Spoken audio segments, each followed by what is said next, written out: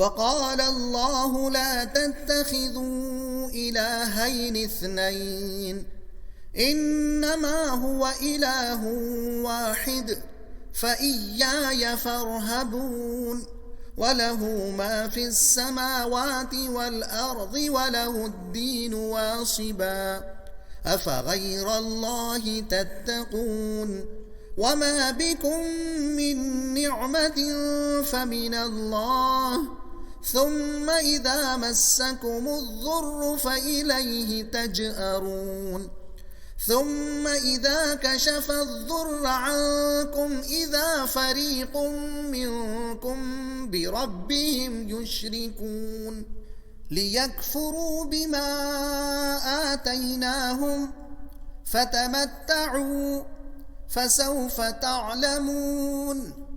ويجعلون لما لا يعلمون نصيبا مما رزقناهم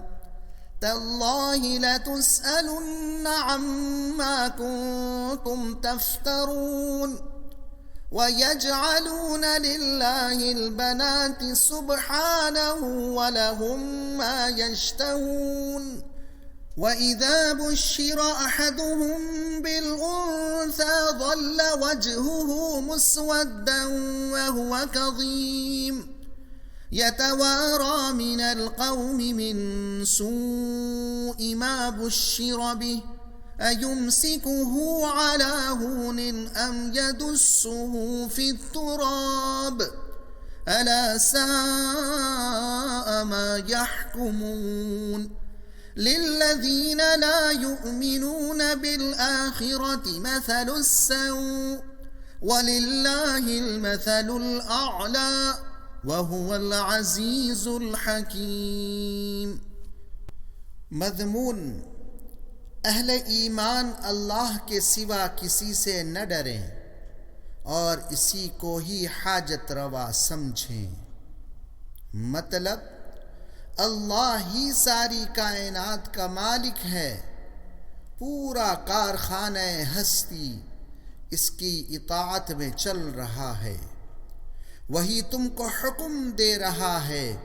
کہ اس کے سوا کسی کو معبود نہ بناؤ، اس کے ساتھ کسی کو شریک نہ کرو،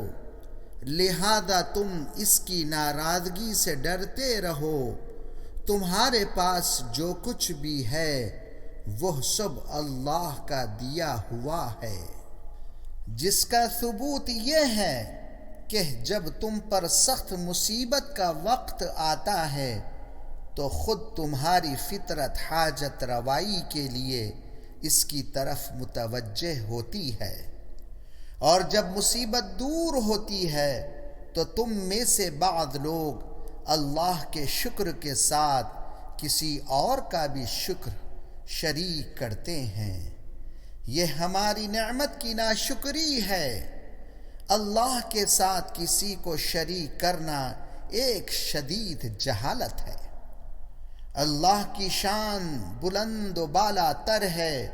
اور وہ زبردست اور حکمت والا ہے۔